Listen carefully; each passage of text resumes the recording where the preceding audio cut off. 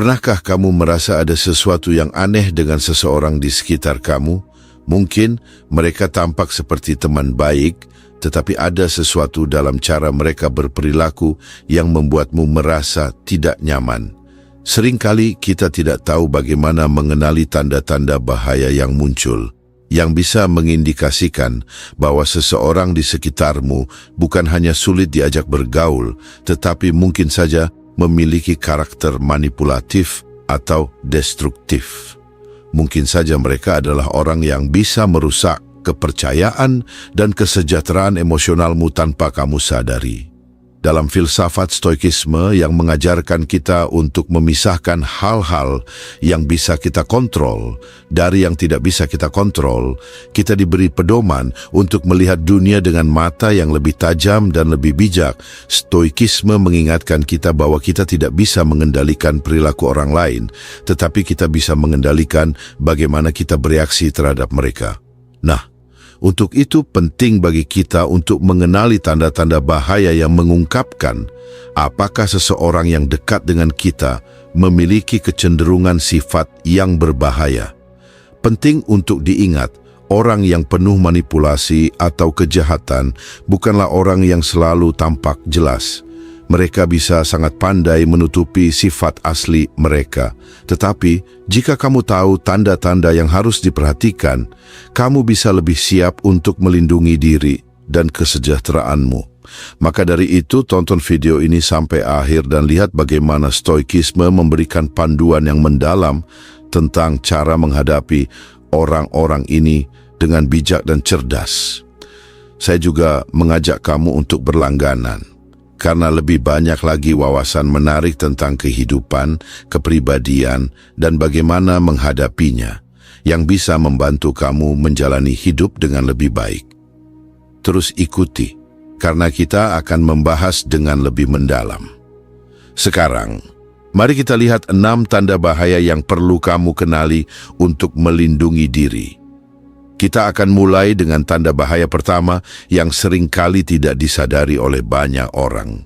Tanda bahaya pertama, mereka tidak memiliki empati atau kepedulian.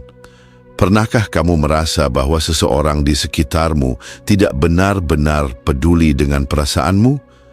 Mereka bisa saja mendengar ceritamu, tetapi tidak pernah benar-benar merespons dengan empati.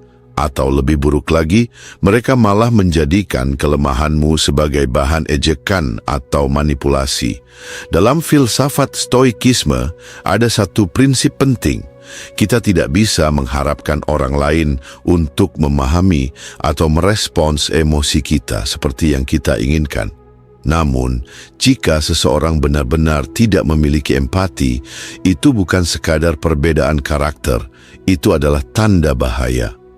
Empati adalah salah satu dasar dari hubungan manusia yang sehat. Otak manusia dirancang untuk merasakan penderitaan orang lain. Neuroscience telah menemukan bahwa bagian otak seperti insula anterior dan cortex cingulate anterior berperan dalam proses empati. Jika bagian otak ini tidak aktif, seseorang mungkin mengalami kesulitan untuk memahami atau merasakan penderitaan orang lain. Penelitian tentang psikopat menunjukkan bahwa mereka memiliki aktivitas yang jauh lebih rendah di area ini, sehingga mereka tidak memiliki reaksi emosional yang sama terhadap penderitaan manusia lainnya. Namun, bukan berarti semua orang yang kurang empati adalah psikopat. Beberapa orang tumbuh dalam lingkungan yang tidak mendukung perkembangan empati. Misalnya, seorang anak yang dibesarkan dalam lingkungan yang penuh kekerasan atau pengabaian bisa tumbuh dengan mekanisme pertahanan diri yang membuatnya tampak dingin atau tidak peduli. Lalu, bagaimana mengenali orang yang benar-benar tidak memiliki empati? Mereka mungkin tidak pernah menanyakan kabarmu dengan tulus, atau jika mereka melakukannya, itu hanya formalitas. Mereka juga bisa meremehkan rasa sakit yang kamu alami, bahkan ketika kamu benar-benar sedang mengalami masa sulit. Lebih jauh lagi, mereka bisa menunjukkan tanda-tanda manipulatif di mana mereka berpura-pura peduli hanya untuk mendapatkan keuntungan dari situasi tersebut. Marcus Aurelius, seorang kaisar Romawi yang juga seorang filsuf Stoik, pernah mengatakan, "Jangan berharap orang lain bersikap baik, tetapi jadilah baik tanpa alasan." Artinya, kita tidak bisa mengubah sifat dasar orang lain, tetapi kita bisa memilih bagaimana kita meresponsnya. Jika kamu menemukan seseorang di sekitarmu yang benar-benar tidak memiliki empati, penting untuk menjaga batasan yang sehat. Jangan berharap mereka akan berubah atau tiba-tiba mulai peduli, karena itu bisa saja tidak terjadi. Seseorang yang benar-benar jahat tidak akan peduli dengan penderitaan yang mereka timbulkan. Dan disitulah perbedaan besar antara seseorang yang hanya dingin secara emosional dengan seseorang yang berbahaya. Jika kamu menemukan tanda-tanda ini, berhati-hatilah. Bisa jadi mereka tidak hanya tidak peduli, tetapi juga siap untuk memanipulasi atau menyakiti orang lain demi keuntungan mereka sendiri. Tanda bahaya kedua, mereka selalu berbohong atau memanipulasi kebenaran. Kepercayaan adalah dasar dari setiap hubungan. Tetapi, bagaimana jika seseorang yang ada di sekitarmu terus-menerus mengaburkan fakta, berbohong tanpa alasan yang jelas, atau bahkan memutarbalikkan kenyataan agar kamu ragu terhadap dirimu sendiri? Di dalam filsafat Stoikisme, kebenaran adalah nilai yang tidak bisa dikompromikan. Epictetus pernah berkata, "Siapapun yang mencoba menipu orang lain sebenarnya sedang menipu dirinya sendiri terlebih dahulu." Artinya, seseorang yang terbiasa berbohong atau memanipulasi orang lain sebenarnya hidup dalam kebohongan yang ia ciptakan sendiri. Namun, bagi mereka yang berada di sekitarnya, kebohongan ini bisa menjadi jebakan yang berbahaya. Para psikolog menemukan bahwa kebiasaan berbohong dalam jangka panjang dapat menyebabkan perubahan pada otak. Studi neuroscience menunjukkan bahwa bagian otak yang disebut amigdala, yang bertanggung jawab atas rasa bersalah dan ketakutan, menjadi semakin tidak aktif pada seseorang yang sering berbohong. Ini berarti semakin sering seseorang berbohong, semakin kecil rasa bersalah yang mereka rasakan. Orang yang manipulatif tidak hanya berbohong untuk melindungi diri mereka sendiri, tetapi juga untuk mengendalikan orang lain. Teknik seperti gaslighting, di mana seseorang membuat orang lain meragukan ingatan dan persepsi mereka sendiri, adalah bentuk manipulasi yang berbahaya. Banyak korban gaslighting akhirnya merasa bingung, tidak percaya diri, bahkan mempertanyakan kewarasan mereka sendiri. Sebuah penelitian di bidang psikologi sosial menunjukkan bahwa individu dengan sifat Machiavellianism, salah satu dari triad gelap kepribadian bersama dengan narsisme dan psikopati, memiliki kecenderungan untuk memutarbalikkan fakta agar selalu mendapatkan keuntungan. Mereka mungkin terlihat karismatik atau cerdas, tetapi pada dasarnya mereka tidak peduli dengan kebenaran selama mereka bisa mengendalikan situasi sesuai keinginan mereka. Lalu, bagaimana mengenali orang yang terus berbohong dan memanipulasi? Salah satu tandanya adalah inkonsistensi. Jika kamu memperhatikan bahwa cerita mereka sering berubah dari satu waktu ke waktu lain, itu adalah peringatan. Mereka juga mungkin tidak pernah mau mengakui kesalahan, bahkan jika bukti sudah jelas. Orang seperti ini akan selalu menemukan cara untuk mengalihkan kesalahan kepada orang lain atau mencari alasan yang terdengar masuk akal untuk membenarkan kebohongan mereka. Jika seseorang di sekitarmu terus-menerus memanipulasi kebenaran, berhati-hatilah. Mungkin awalnya terasa seperti sesuatu yang kecil, kebohongan kecil, alasan yang terdengar masuk akal, tetapi seiring waktu, pola ini bisa menjadi semakin beracun. Marcus Aurelius mengingatkan kita, dunia luar bisa penuh tipu daya, tetapi kendalikan dirimu sendiri dan jangan biarkan kebohongan orang lain merusak kedamaian batinmu. Artinya, kamu tidak bisa mengontrol bagaimana orang lain bertindak, tetapi kamu bisa mengontrol bagaimana kamu merespons. Jika seseorang di sekitarmu terbukti sering berbohong atau memanipulasi kebenaran, jangan terjebak dalam permainan mereka. Tetaplah berpijak pada kenyataan. Perhatikan pola mereka, dan jika perlu buat jarak yang sehat untuk melindungi dirimu sendiri. Tanda bahaya ketiga, mereka membuatmu merasa seolah-olah selalu bersalah. Ada orang yang entah bagaimana caranya selalu berhasil membuatmu merasa bersalah. Bahkan ketika kamu tidak melakukan kesalahan apapun, mereka bisa memutarbalikkan fakta, membebankan tanggung jawab yang bukan milikmu, atau bahkan memanipulasi emosimu hingga kamu mulai mempertanyakan dirimu sendiri. Ini bukan sekadar ketidaksepahaman biasa. Jika pola ini terus berulang, itu adalah tanda bahaya yang tidak boleh diabaikan. Dalam filsafat stoikisme, ada prinsip mendasar yang sering diabaikan oleh banyak orang. Kita bertanggung jawab atas penilaian kita sendiri, bukan atas bagaimana orang lain memandang kita.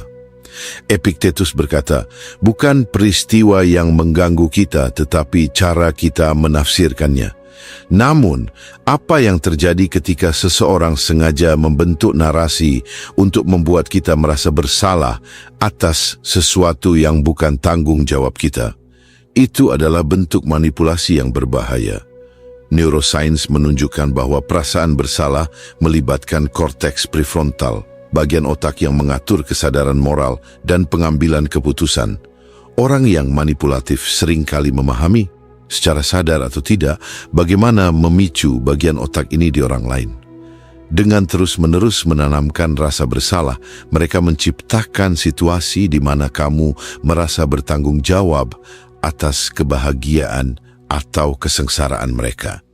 Dan ketika kamu mulai merasa bersalah, kamu menjadi lebih mudah dikendalikan.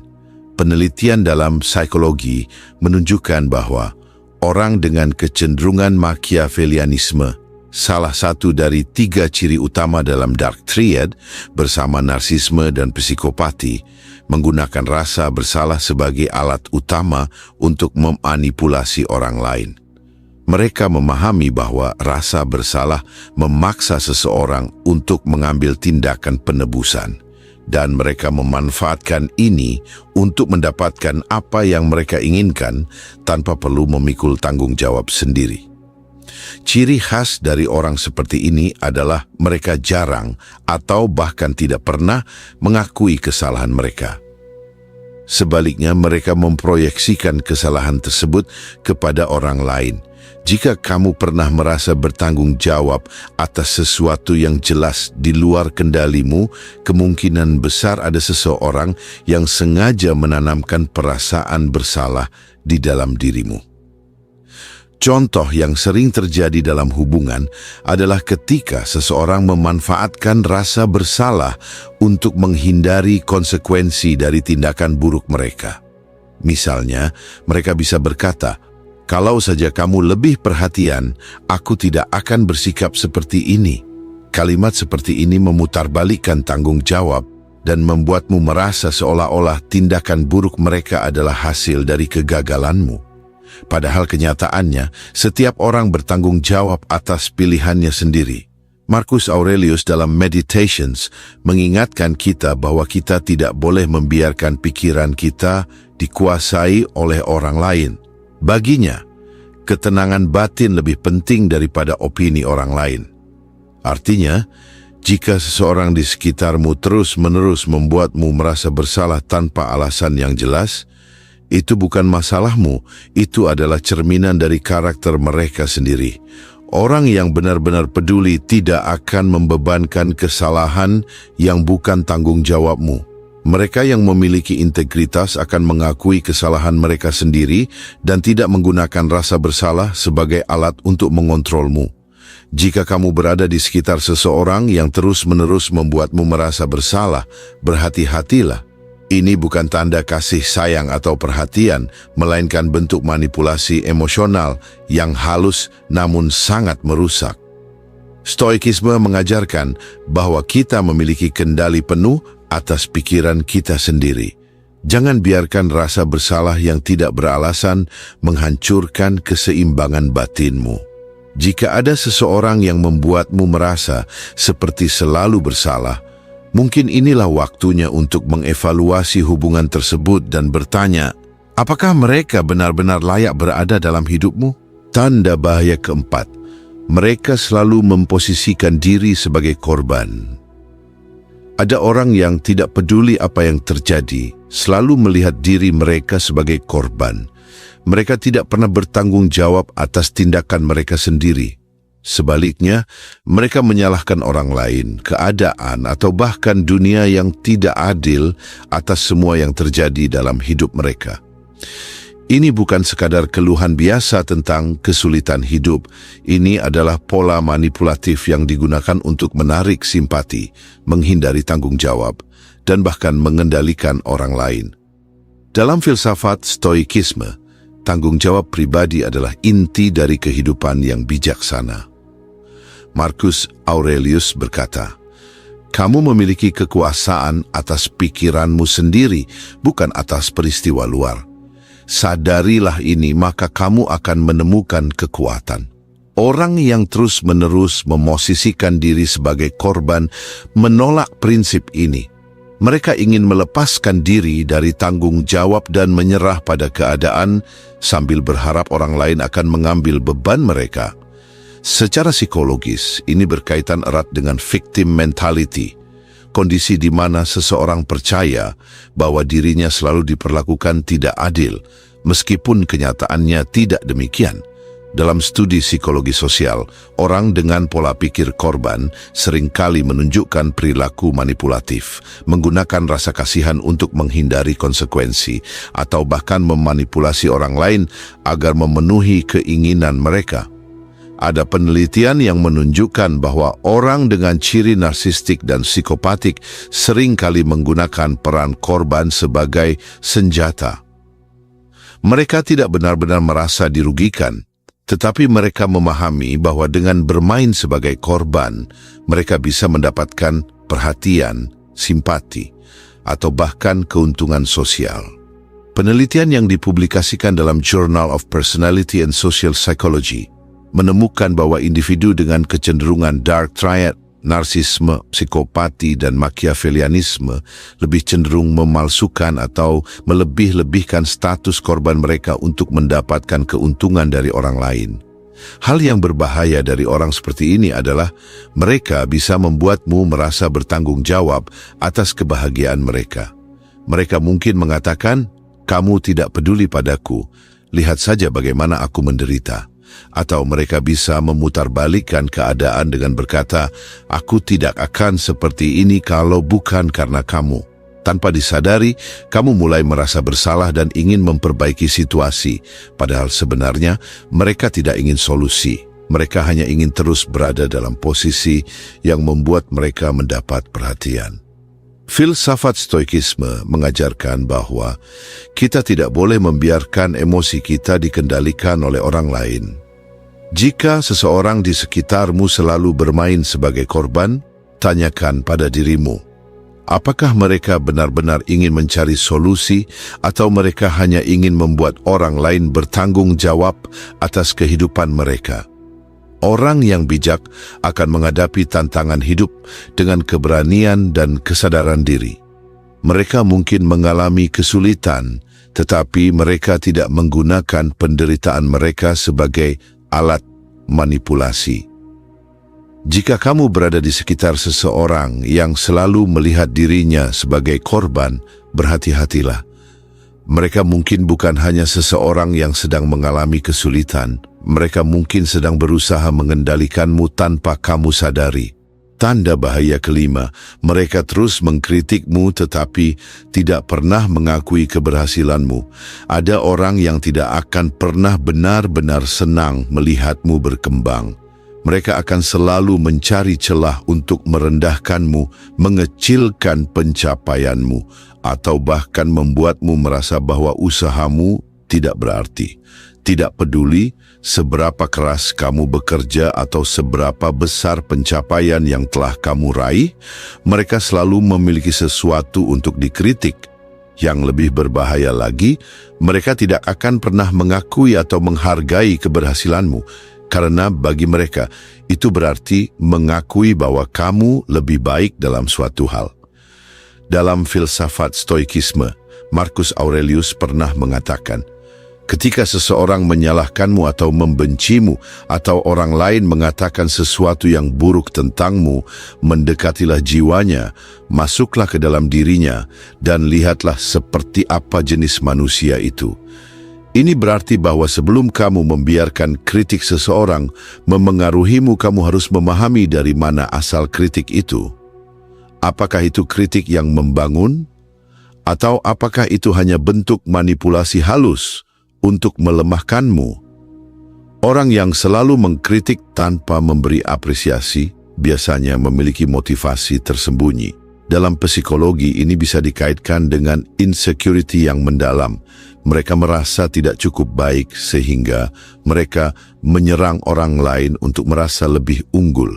Ada konsep dalam teori proyeksi psikologis di mana seseorang memproyeksikan kelemahan atau rasa tidak aman mereka sendiri ke orang lain. Jadi ketika mereka terus-menerus mengkritikmu, itu bisa jadi bukan karena ada yang salah denganmu, tetapi karena mereka tidak bisa menghadapi kekurangan mereka sendiri. Studi dalam Journal of Personality and Social Psychology menunjukkan bahwa individu dengan sifat narsistik dan Machiavellianisme sering menggunakan kritik sebagai alat untuk mengontrol orang lain. Mereka ingin membuatmu merasa bergantung pada validasi mereka. Mereka akan memberikan kritik tajam, tetapi tidak pernah memberikan pujian, karena mereka ingin kamu selalu mencari persetujuan mereka. Semakin kamu merasa tidak cukup baik, semakin mudah mereka mengendalikanmu. Lebih berbahaya lagi, kritik yang terus-menerus tanpa penghargaan bisa perlahan-lahan merusak harga dirimu. Ini dikenal sebagai gaslighting emosional, sebuah bentuk manipulasi di mana seseorang membuatmu meragukan nilai dan pencapaianmu sendiri. Kamu mulai berpikir, mungkin memang aku tidak cukup baik, atau mungkin aku tidak pantas mendapatkan ini. Padahal, itu bukan kebenaran, melainkan ilusi yang mereka ciptakan agar mereka bisa tetap memiliki kendali atas dirimu. Stoikisme mengajarkan kita untuk tidak terikat pada pujian maupun celaan. Epictetus berkata, jika seseorang mencoba menyakitimu, sadari bahwa itu bukan tindakan mereka yang menyakitimu, tetapi interpretasimu terhadap tindakan itu. Artinya, kamu memiliki kendali atas bagaimana kamu merespons kritik yang tidak adil. Jika seseorang tidak pernah menghargaimu tetapi terus mengkritikmu, tanyakan pada dirimu, apakah mereka benar-benar ingin melihatmu berkembang, atau apakah mereka hanya ingin membuatmu tetap merasa kecil? Kamu tidak butuh validasi dari seseorang yang tidak mampu melihat kebaikan dalam dirimu. Orang yang benar-benar peduli akan memberimu kritik yang membangun, tetapi juga akan mengakui pencapaianmu. Jika kamu berada di sekitar seseorang yang hanya bisa melihat kesalahanmu, tetapi menutup mata terhadap keberhasilanmu, berhati-hatilah. Itu bukan tanda dari seorang teman sejati, itu tanda dari seseorang yang ingin mengendalikan dan menjatuhkanmu. Tanda bahaya keenam, mereka menyukai konflik. Ada orang yang tidak bisa hidup tanpa drama. Mereka seperti api yang selalu mencari sesuatu untuk dibakar, selalu mencari cara untuk membuat suasana menjadi tegang. Bukan karena mereka ingin menemukan solusi, tetapi karena mereka menikmati kekacauan itu sendiri. Dalam Stoikisme, Seneca pernah berkata, orang yang tenang dan bijaksana tidak akan terganggu oleh konflik karena dia tahu bahwa emosinya ada dalam kendalinya sendiri. Tapi tidak semua orang memiliki ketenangan itu. Beberapa orang justru merasa berkuasa ketika melihat orang lain marah, cemas, atau terjebak dalam pertengkaran yang mereka ciptakan. Kenapa seseorang bisa begitu menikmati konflik? Salah satu alasan utamanya adalah rasa kontrol dan dominasi. Dalam dunia psikologi, ini sering dikaitkan dengan sifat Machiavellianisme, kepribadian yang manipulatif dan penuh perhitungan. Mereka memprovokasi, menyebarkan rumor, dan menciptakan perpecahan di antara orang-orang hanya untuk melihat bagaimana semuanya akan berantakan. Ini bukan sekadar kebiasaan buruk, tetapi bentuk manipulasi yang disengaja. Studi dalam Journal of Personality and Individual Differences menemukan bahwa individu dengan dark triad personality, narsisme, psikopati, dan Machiavellianisme lebih cenderung menikmati konflik sosial. Bagi mereka, pertengkaran bukanlah sesuatu yang harus dihindari, melainkan alat yang mereka gunakan untuk mendapatkan keuntungan. Yang lebih berbahaya, mereka seringkali tidak terlihat sebagai biang keladinya. Mereka bisa berperan sebagai korban atau orang yang netral di permukaan, tetapi diam-diam mereka memicu kebencian dan perselisihan di antara orang lain. Ini dikenal sebagai manipulasi sosial, di mana seseorang mengadu domba dua pihak agar mereka tetap berada di atas. Filsafat Stoik mengajarkan kita untuk menjaga ketenangan dalam menghadapi konflik. Epictetus pernah berkata, "Jika seseorang mencoba mengganggumu, tanyakan pada dirimu sendiri, apakah ini benar-benar penting? Apakah ini pantas untuk emosimu?" Orang yang bijaksana tidak akan membuang energi untuk konflik yang tidak perlu. Tapi bagaimana jika seseorang terus-menerus menarikmu ke dalam drama mereka? Pertama, sadari bahwa kamu tidak harus terlibat. Tidak semua provokasi butuh jawaban. Orang yang menyukai konflik ingin reaksimu, dan semakin kamu bereaksi, semakin mereka merasa menang. Kedua, perhatikan pola mereka. Apakah mereka selalu menjadi sumber dari semua ketegangan? Apakah setiap grup atau komunitas yang mereka masuki selalu berakhir dengan perpecahan? Jika jawabannya ya, maka kemungkinan besar itu bukan kebetulan. Ketiga, jaga jarak. Tidak semua orang bisa diubah dan tidak semua konflik bisa diselesaikan. Jika seseorang terus-menerus menciptakan drama di hidupmu, mungkin saatnya untuk membatasi interaksi dengan mereka. Stoikisme mengajarkan bahwa ketenangan adalah kekuatan. Jangan biarkan orang yang menyukai konflik menarikmu ke dalam permainan mereka. Biarkan mereka bermain sendiri, dan kamu tetap berdiri di atas ketenangan dan kebijaksanaan. Kesimpulannya, dunia ini tidak selalu dihuni oleh orang-orang baik. Tidak semua orang yang tersenyum kepadamu benar-benar menginginkan yang terbaik untukmu, dan tidak semua orang yang hadir dalam hidupmu membawa ketenangan. Ada orang-orang yang hadir hanya untuk merusak, mengendalikan, dan mempermainkan. Filsafat Stoikisme mengajarkan bahwa kita tidak bisa mengendalikan bagaimana orang lain bertindak, tetapi kita selalu bisa memilih bagaimana kita merespons. Kita bisa memilih untuk tidak terjebak dalam permainan mereka. Kita bisa memilih untuk menjauh dari mereka yang membawa racun ke dalam hidup kita. Pertama, kenali tanda-tandanya. Jangan abaikan intuisi dan pengalamanmu sendiri. Jika seseorang terus-menerus menunjukkan pola yang sama, tidak memiliki empati, selalu berbohong, membuatmu merasa bersalah, selalu menjadi korban, terus mengkritikmu tanpa pernah menghargai usahamu atau menikmati konflik, maka tidak ada alasan untuk terus memberi mereka kesempatan. Kedua, kendalikan dirimu sendiri. Jangan biarkan mereka mendikte emosimu. Orang yang jahat seringkali ingin membuatmu bereaksi. Mereka ingin melihatmu marah, ingin melihatmu terjebak dalam perangkap yang mereka buat. Tapi ketika kamu tetap tenang, ketika kamu tidak memberi mereka apa yang mereka inginkan, kamu sudah memenangkan separuh pertempuran. Ketiga, buat keputusan yang bijak. Jika seseorang hanya membawa kehancuran dalam hidupmu, tidak ada kewajiban bagimu untuk tetap bertahan. Marcus Aurelius pernah berkata, "Kamu punya kekuatan atas pikiranmu sendiri, bukan atas kejadian luar. Sadarilah ini dan kamu akan menemukan kekuatan sejati.